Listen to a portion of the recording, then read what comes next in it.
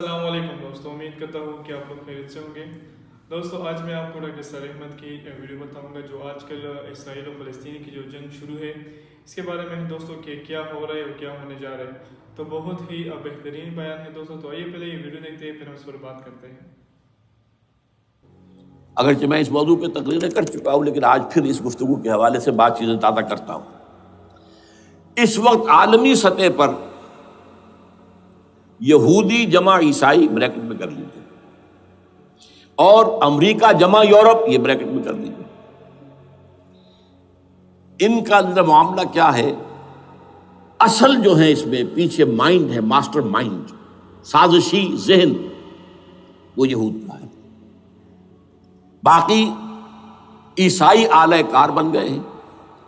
جو 100% اعلی کار ہے یہود کا وہ پروٹیسٹنٹس ہیں۔ پروٹیسٹنٹزم یہود ہی نے پیدا کرایا تھا، یہود ہی نے یورپ کے اندر سود کا رواج شروع کروایا، ورنہ سود حرام تھا وہاں پر بھی، یوزری بھی اور کمرشل انٹرسٹ بھی، دونوں حرام تھے، یہ یہودیوں نے کروایا۔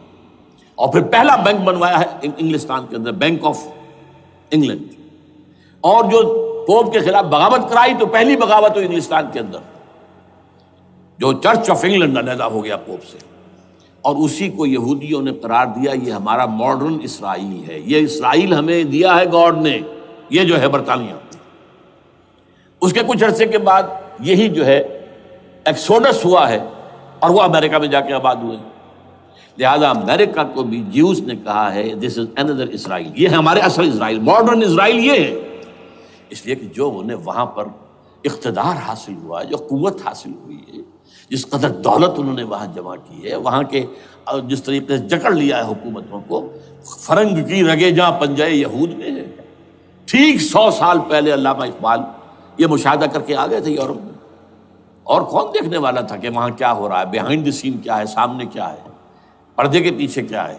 فرنگ کی رگے جہاں پنجے یہود میں، اس وقت فرنگ کا امام تھا برطانیہ، یہ وہ سلطنت تھی جس پر سورج کبھی غروب نہیں ہوتا تھا۔ آج وہ فرنگ کا امام امریکہ ہے، یہ برطانیہ تو اب وہ جو ایک نظم ہے کہیں بچپن میں پڑھی تھی، London bridge is going down going down going down, اس کی مثال ہے۔ برطانیہ کی کوئی حیثیت ہی نہیں، ورلڈ پاور کی حیثیت نہیں ہے، وہ تو چھوٹا بھائی اس نے بنا رکھا امریکہ نے اپنا، تو اس حیثیت سے جو ہے اس کی کوئی حیثیت ہے، ورنہ کوئی اور حیثیت نہیں۔ بہرحال ان دونوں میں یہ ہے کہ پیچھے ماسٹر مائنڈ، سازشی ذہن، پلاننگ، اسکیم ساری یہودیوں کی، اعلی کار امریکہ سب سے بڑھ کر، اس کے بعد برطانیہ ہے، اور اس میں اصل پروٹیسٹنٹس، ان میں بیپٹسٹ، ان میں اس سے بھی آگے بڑھ کر ایونجلسٹ، جن کو کہتے ہیں بورن اگین کرسچنس، جن کو کہتے ہیں نیو کنزرویٹو کرسچنس، یہ تمام اصطلاحات آپ اخبارات میں پڑھتے ہوں گے، ان کو گروپ کر لیجیے۔ یہ اصل اعلی کار، ان کو ایک نیا نام دیا گیا ہے کرسچین زائنسٹ۔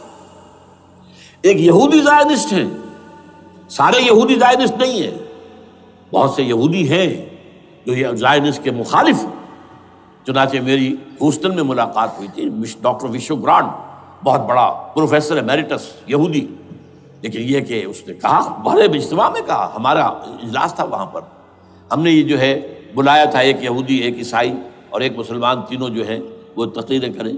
نے کہا تھا کہ وی آر ناٹ سپورٹنگ اسرائیل۔ اس نے وہ عیسائی جو آیا ہوا تھا پروفیسر، اس کی طرف they are supporting Israel, we are not supporting Israel. اسی طرح میری جو ہوئی تھی round table conference, round table, اس میں ایک یہودی پروفیسر تھے، وہ ہسٹری کے پروفیسر، میں نام بھول رہا ہوں ان کا، انہوں نے کہا آئی ایم اینٹی زائنزم، میں زائنزم کے خلاف ہوں۔ تو زائنزم جو ہے اصل میں ایک سیکولر یہودیوں کی تحریک ہے، اور اس کے سب سے بڑے سپورٹرز کرسچین زائنسٹ وہ امریکہ میں بیٹھے ہوئے۔ تو یہ ہے صورتحال۔ یہ جان لیجئے کیتھولکس جو ہیں یہ اتنے پرو یہودی نہیں ہیں، اب رفتہ رفتہ وہ بھی اس کے اندر آ کر شامل ہو گئے۔ یورپ جو ہے زیادہ Catholics, Roman Catholics, Roman Catholics کا یہ بھی آپ نے جملہ پڑھ سنا ہوگا کہ یہ جو ترکی جو ہے ہمارا ملک، یہ جو کوشش کرتا رہتا ہے گھسنے کی یورپین یونین کے اندر، تو ایک دفعہ جان شراق نے کہا تھا، بڑا پیارا جملہ تھا، why doesn't Turkey understand that we are a Christian club؟ یہ ہماری جو یونین ہے یورپین، یہ تو کرسچین کلب ہے، وہ مسلمان ہے، وہ کس وجہ سے آنا چاہتا ہے بندہ، کیوں تو خود داخل ہونا چاہتا ہے؟ Why doesn't Turkey understand that we are a Christian club? لیکن یہ ہے رومن کیتھولکس، اور ان کا میں بعد میں آپ کو بتاؤں گا.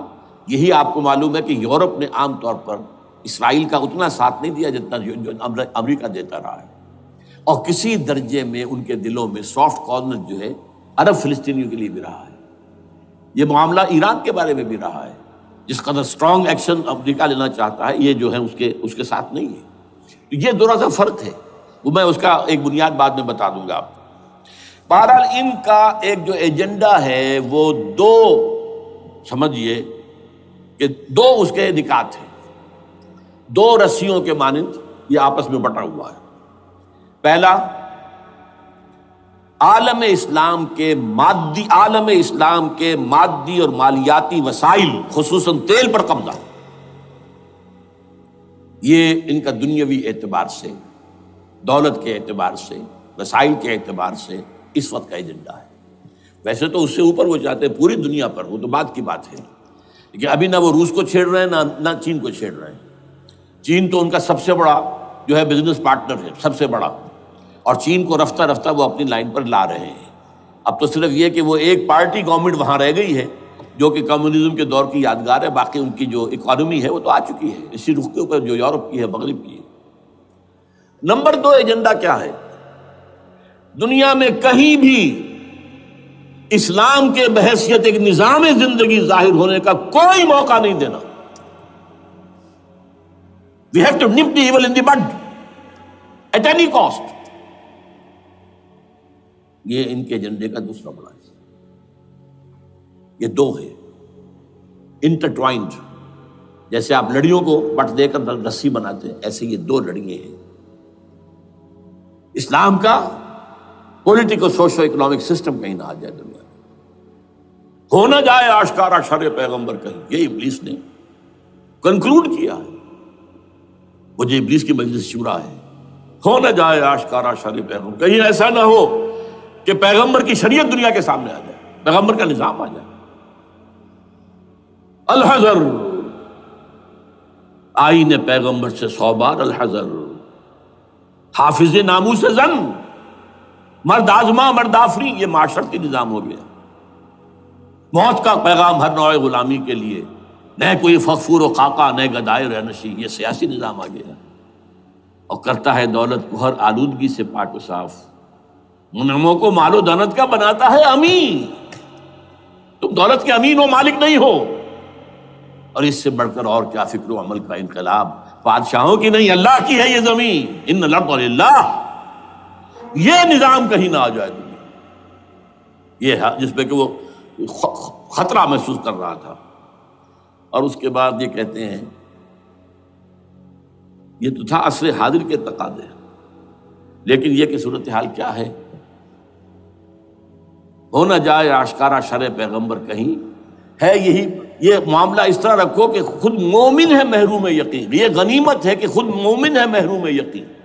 ہمیں اگر کوئی سہارا ملتا ہے تو اس سے کہ مومنوں کو بھی، نام نہاد مسلمانوں کو بھی اپنے اس نظام پر یقین نہیں.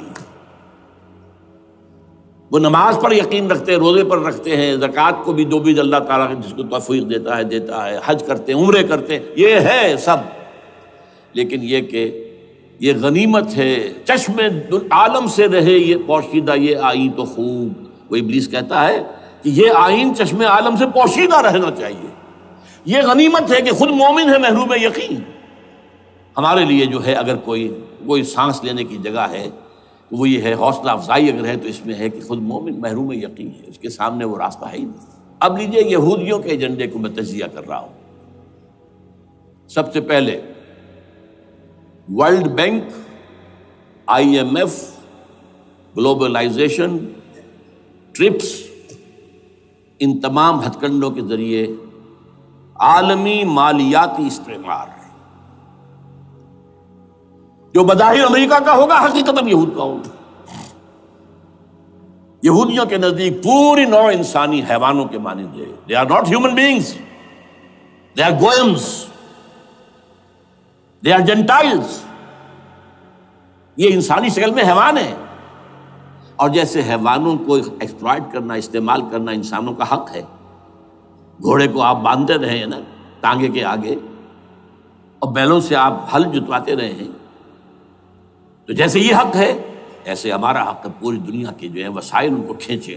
ہاں جیسے گھوڑے اور بیل کو بھی کچھ نہ کچھ دانہ تو ڈالنا پڑتا ہے، چارہ تو دینا پڑتا ہے، تو ان کو بھی کچھ دو. یہ پوری نوع انسانی ورکرز بن کر رہ جائے، حیوان بن جائیں، بالکل شہوت کے غلام بنا دو انہیں، اخلاقی اقدار کا بیڑا غرق کر دو، خاندانی نظام کو تہوبالا کر دو. یہ باقاعدہ جو protocols of the elders of the Zion تھے ان سب میں موجود ہے لکھا ہوا، جو 1897 میں انہوں نے پاس کیا اپنا پروگرام بیسل میں، سوئٹزرلینڈ کا ایک شہر ہے. Protocols of the elders of the Zion. ان کو حیوان بنا دو، بس حیوانوں سے کام لیتے رہو.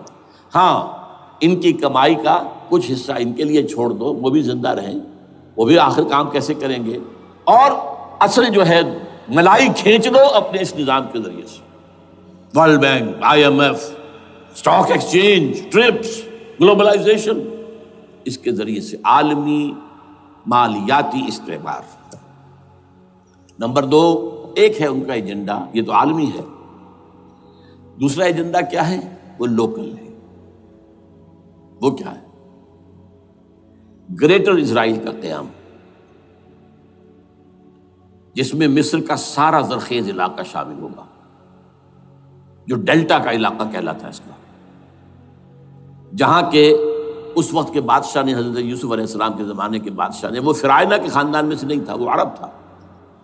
عربوں ہی سے کسی وقت کوئی قوم آئی تھی جو کہ مصر پر قابض ہو گئی تھی.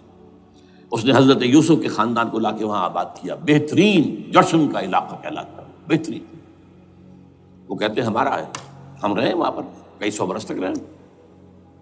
عراق ہمارا ہے، وہاں ہمیں قید میں رکھا گیا، نبوکدنضر لے گیا تھا.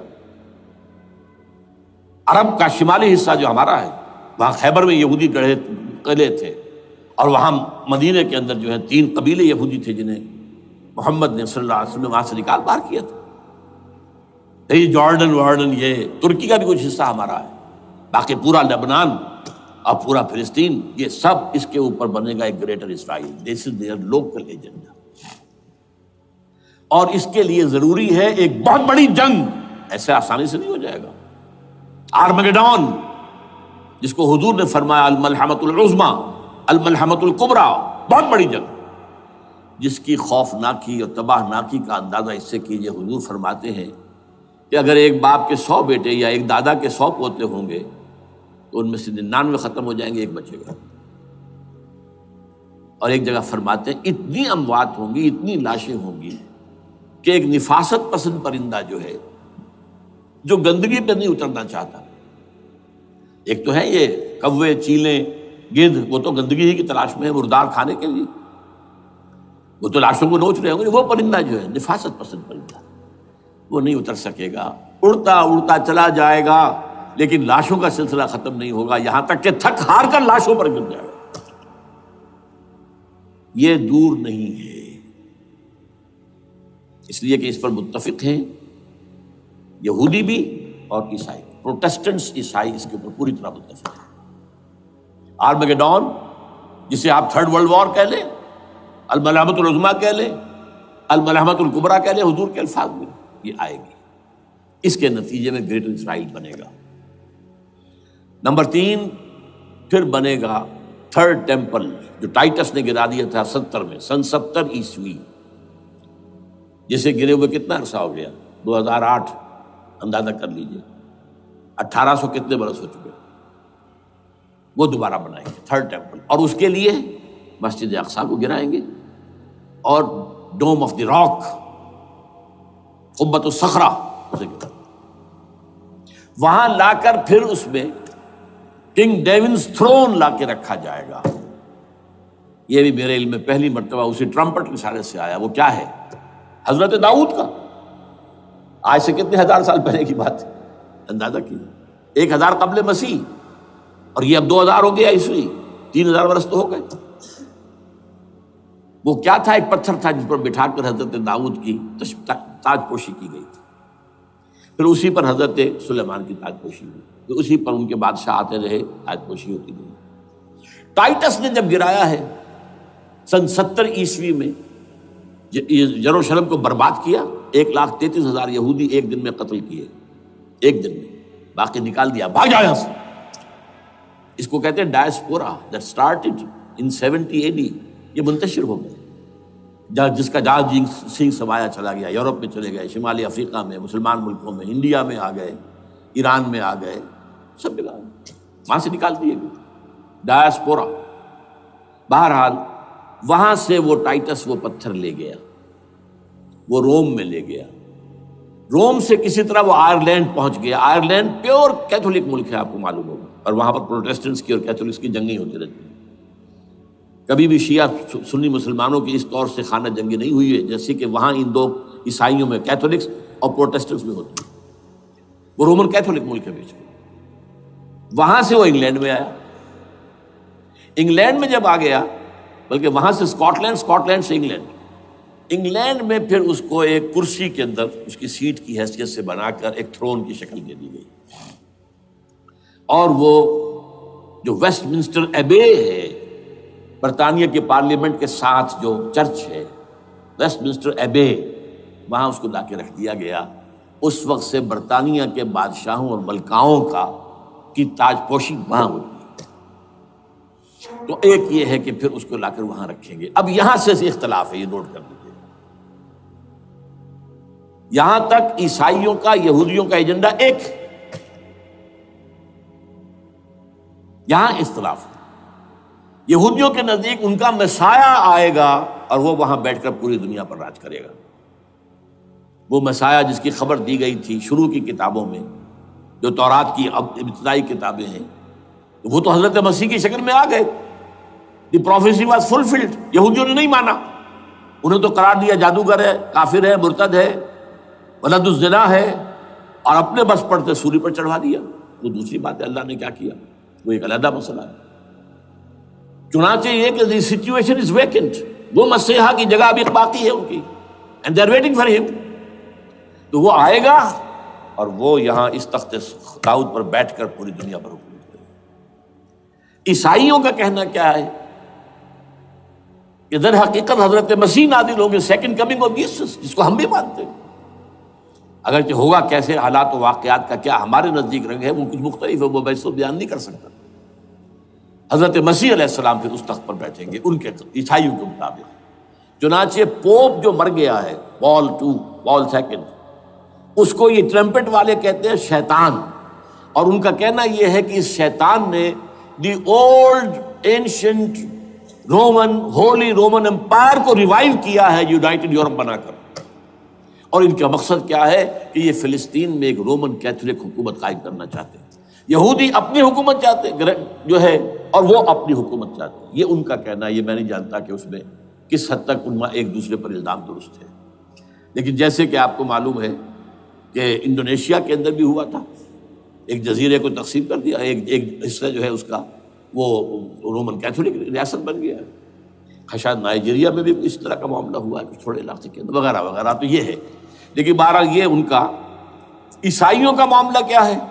میں نے جیسا کہ بتایا کہ یہ تو اس ایجنڈے کے اندر متفق ہے، اور عیسائی بھی ورلڈ ڈومینیشن، مالیاتی جو ہے استعمار، اس کے لیے کوشاں ہیں۔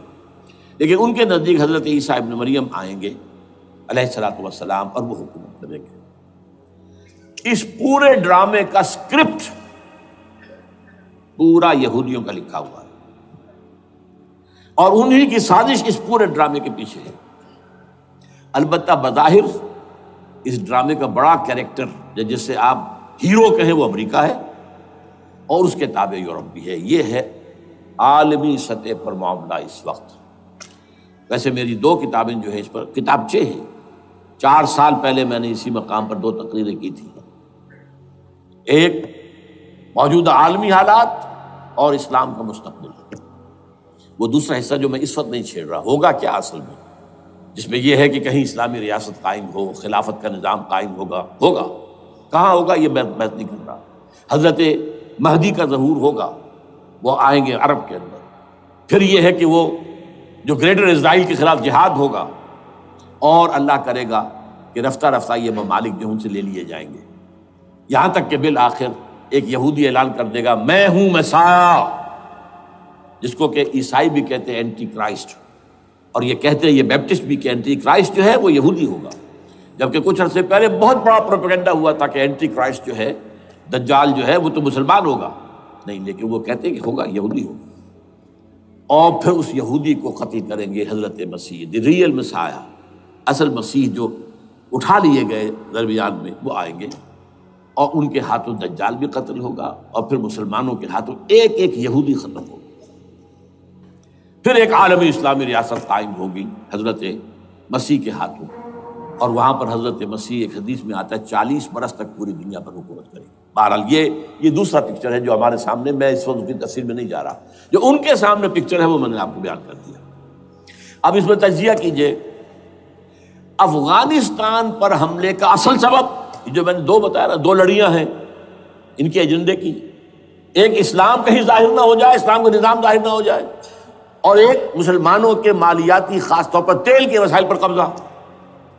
اب افغانستان میں کیا ہوا ہے، یہ سارا معاملہ تھا اسلام کا راستہ روکنے کے لیے، کہ یہاں تو اسلام ایک شکل دکھا رہا ہے اپنی، اور اگر انہیں موقع مل گیا تو یہ تو ایک ایسی ویلفیئر اسٹیٹ قائم کر دیں گے، زکوٰۃ کا نظام قائم ہو جائے گا تو اعلیٰ ترین ویلفیئر اسٹیٹ قائم ہو جائے گی، اور اگر یہاں پر جو ہے یہ ساری سزائیں نافذ ہو گئی، معاشرہ کرائم فری ہو جائے گا، لوگوں میں محبت ہوگی، مساوات ہوگی، اور یہ کہ عام لوگوں کے لیے ویلفیئر ہوگا، اور یہ سامنے نظام آ گیا تو پھر ہمارا یہ نظام کیپٹلزم یہ کہاں رہے گا، اس کو تو منہ چھپانے کی جگہ نہیں ملے گی۔